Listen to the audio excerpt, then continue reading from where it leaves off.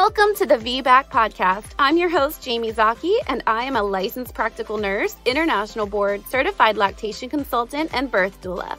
I'm also a mama to 4 little bears and a 3-time VBAC mama. My mission is to help you cultivate confidence for a positive and peaceful VBAC. This is a disclaimer that any of the information, experiences, opinions, and stories told on this podcast are with the intention of inspiring, educating, and informing parents. This information is not intended to treat or diagnose any medical conditions. If you have questions, you must consult your provider. Jamie Zaki does not accept liability for any decisions that you make after listening to this podcast. Welcome back, Mama Bear. This is Jamie with the VBAC podcast, and I am so glad that you are back here today. If you didn't hear yesterday's episode, we talked about 3 reasons why you need to plan for an unmedicated VBAC. Now, I'm not saying that you have to have an unmedicated VBAC. I'm saying you need to plan for an unmedicated VBAC. Go listen to the episode. You'll get it. I promise it doesn't sound as snotty as it sounds when I say it like that. But there's something else about yesterday's episode. So if you didn't hear it, I'm going to tell you now. All right? And if you did hear it, I'm going to remind you now because it's like really important. Make sure that you are signing up for my free VBAC class. Okay, you might not have heard of it because typically I just kind of leave a snippet about it at the end of the podcast, and I want to let you know right now and make sure right now that you know about the Combating Fear During VBAC workshop that I have for you. It is a free class. It is 30 minutes. It's a 30-minute training to help you start understanding the shifts you need to make in order to stop being driven by fear. Now, why is it so important that you go take this class? Well, 1, because it's going to tell you the shifts you need to make to stop being driven by fear as you prepare for your VBAC. 2, the second reason, the more important reason, is signing up for that workshop will put you on my email list. If you are not yet on my email list, you need to be on my email list. Why? Do you hear my dog? Do you hear that? I'm so sorry she's being so loud. My kids are in the pool and she's like so mad at me for not letting her in the pool that she is just going to sit here and cry at me. Anywho, the reason that it is so important you get on my email list right now is at the end of the month, we will be celebrating VBAC Awareness Day. And we will be doing some special things for VBAC awareness, like maybe some giveaways and discounts.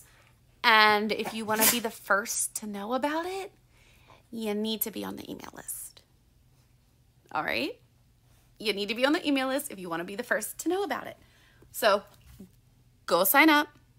Get your free 30-minute training on overcoming fear during VBAC. And then you'll be on the list and you'll get updates and notifications that are meant just for you. All right. I'm going to stop repeating myself now and stop being so weird and stumbling over my words. I hope I stop stumbling over my words. I don't know why. I start talking super fast and then I just start slurring my words and it's like blah, blah, blah. You guys would not believe how many times I actually say blah, blah, blah, blah when I am recording and I have to take it out.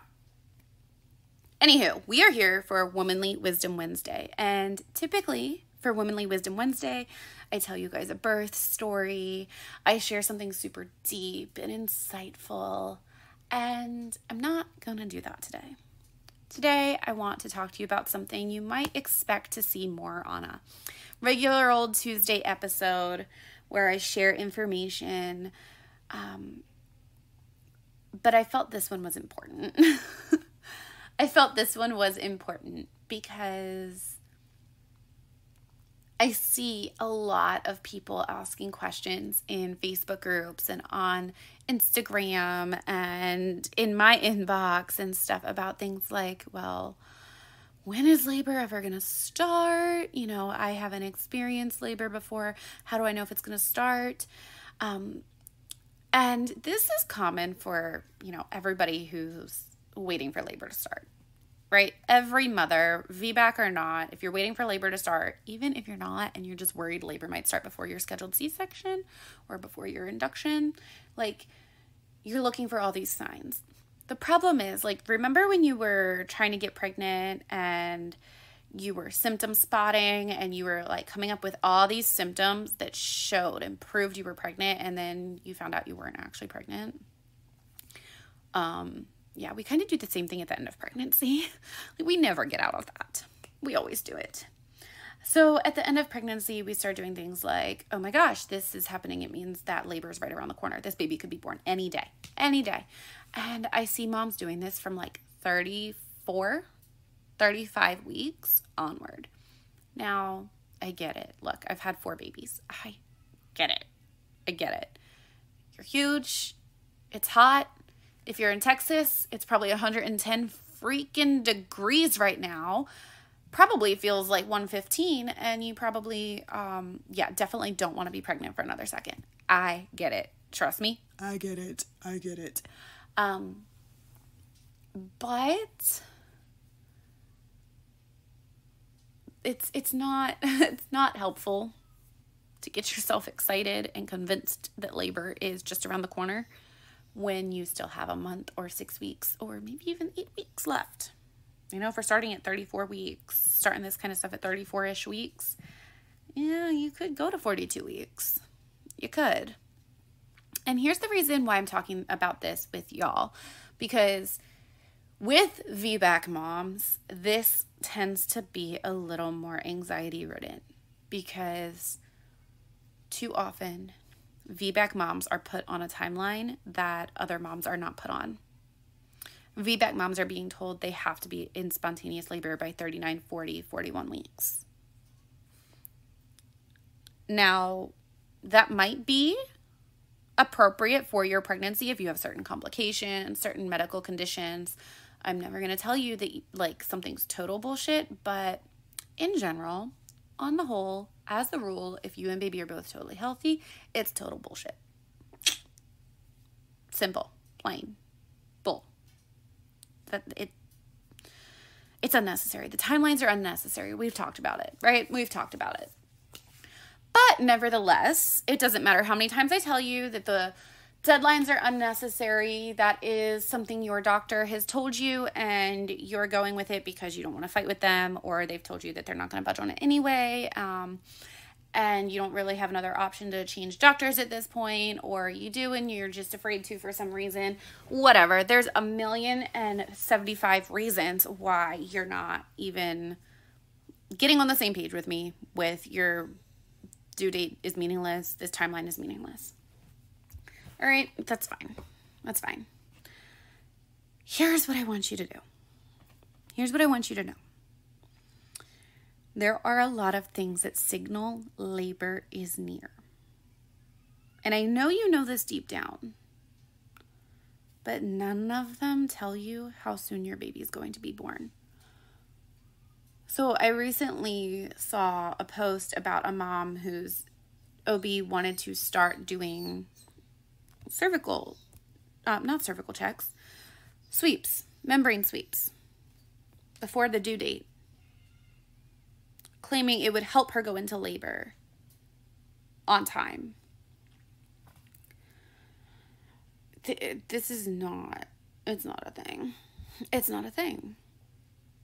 But these doctors are preying. They are preying on the fact that they know you don't want to be pregnant anymore.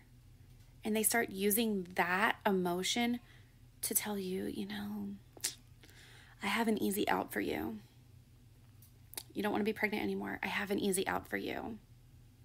Let's do this membrane sweep. Let's do a cervical exam and just see. Let's just see if you're close. It'll make you feel better. If you're dilated, it'll make you feel better. And then you're not dilated.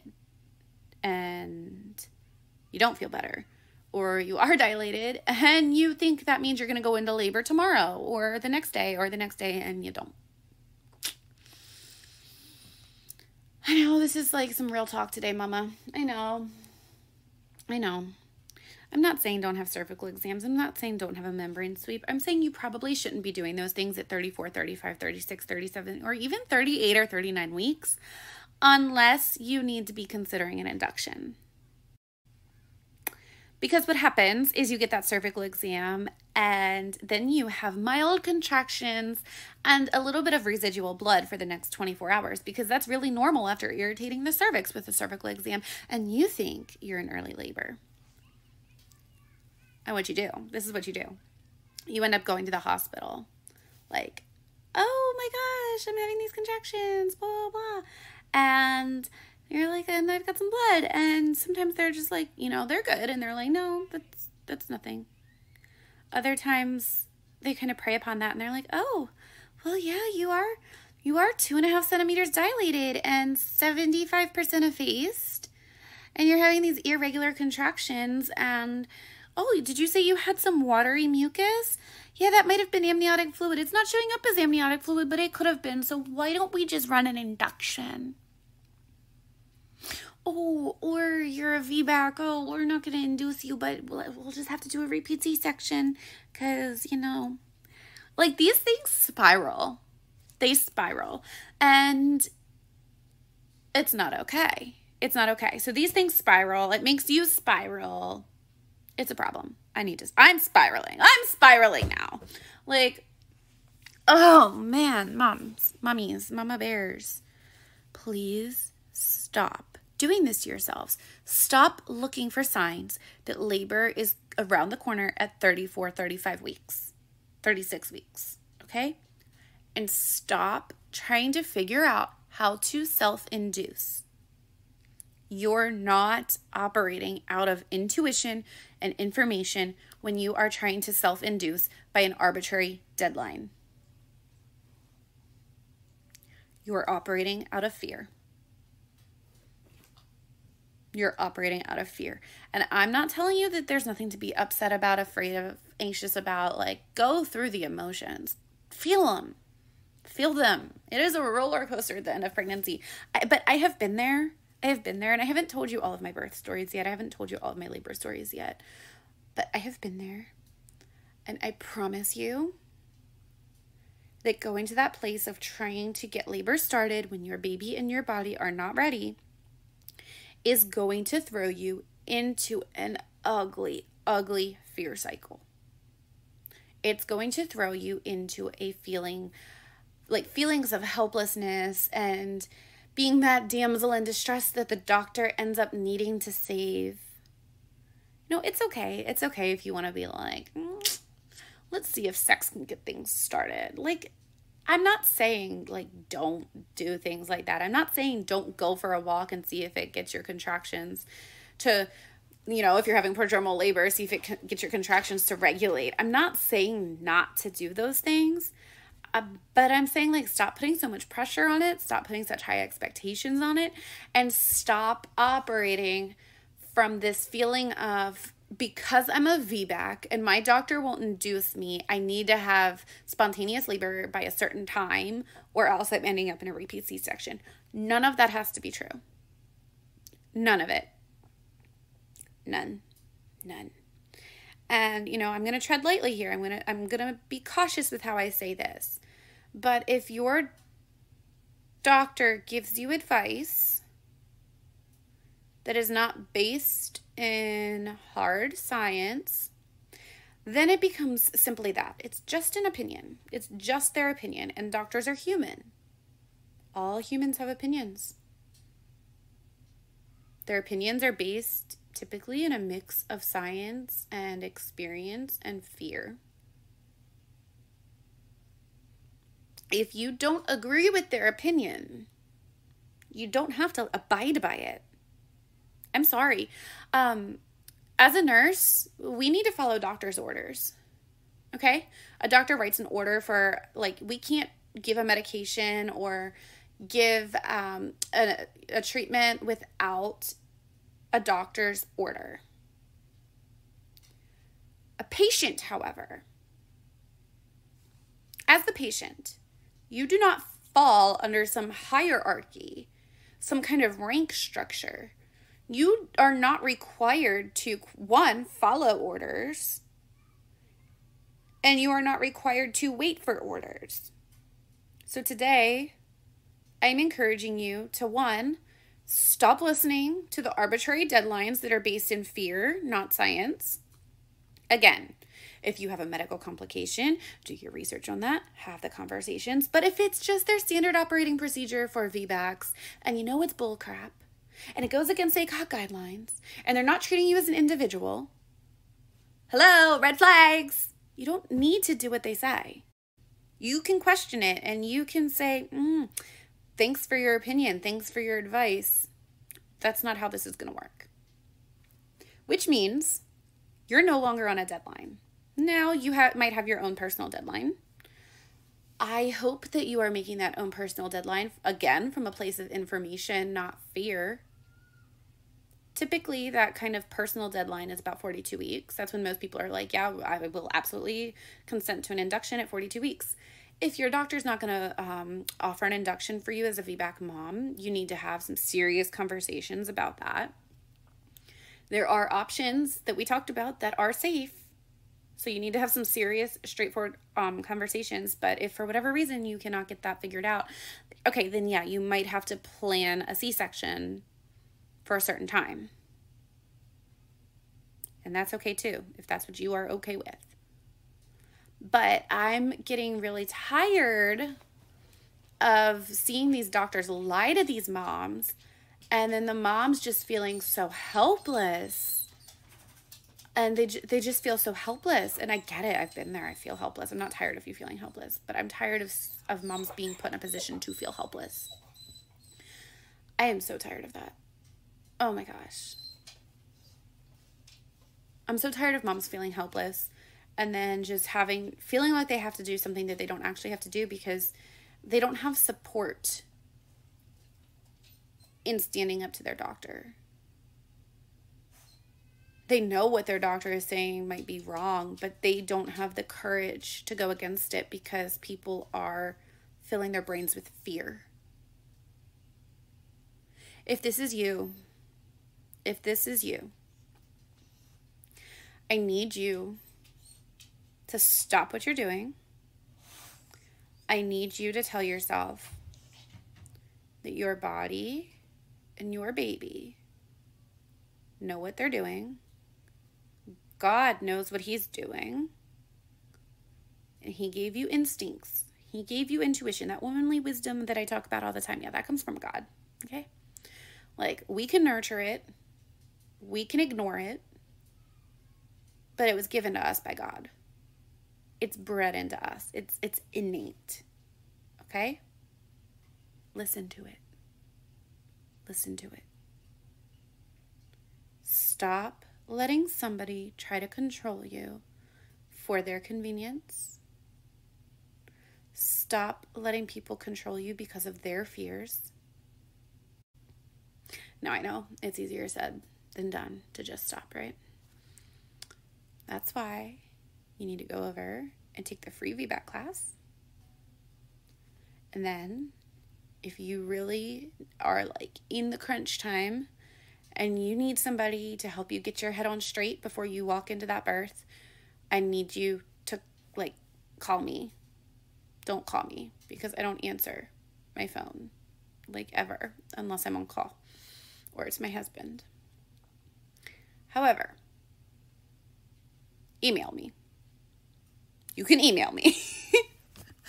I have links on my website where you can set up a consult with me. You can email me. I am happy to set aside an hour to chat with you. Just to chat with you. If you go to do the automated sign up and it's confusing to you, just email me. Just email me and tell me what you want to talk about, and I can set the appointment up for us. Okay? We can work that out. Don't feel overwhelmed because the online software for setting up an appointment is confusing or whatever, because I feel like it's confusing, to be honest. Whenever I try and set stuff up online, I want to talk to the person. I want to make the appointment directly. I don't like automated stuff. It's there for your convenience, but you can just email me directly. Tell me what it is your concern is. tell me you just need to talk, and we'll set it up. We'll set it up, okay? Because I don't want you to be going into this feeling so controlled by fear, whether that's your fear or somebody else's fear. I feel like I have just gone on for the last 20 minutes about 97 different things, and I'm not sure what I'm going to title this episode yet. But what I want you to take home from this today, and what I hope has inspired you today, is that you don't need to be controlling every last bit of your pregnancy, of your birth, of how your birth goes from pregnancy to birth, labor. And I also don't want you to get caught up in this symptom spotting trap, trying to convince yourself labor's going to happen any day and then not living because you're waiting for it. Because then you start to get mad and you start to get upset. And then you're not in a safety cycle, and labor is never going to start because you're in a fear cycle and you've got too much cortisol running when you need oxytocin. You'll learn more about that in the free class too, if you haven't already. All right. I'm done rambling at you.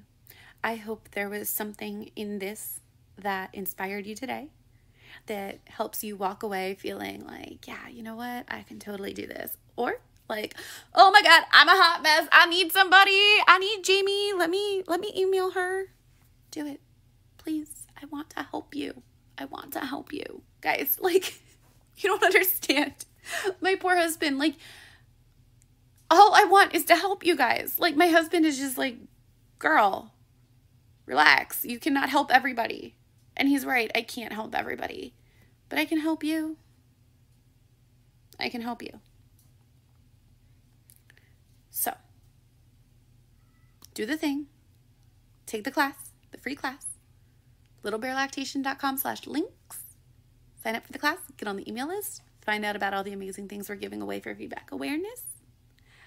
And if you need me, you know where to find me. I'll chat with you next week, Mama Bear. Thank you for joining me on today's episode of the VBAC podcast. I hope you feel seen, supported, and inspired. If you haven't already, make sure to check out the free, I said free, Combating Fear During VBAC class at littlebearlactation.com/links. That's littlebearlactation.com/links.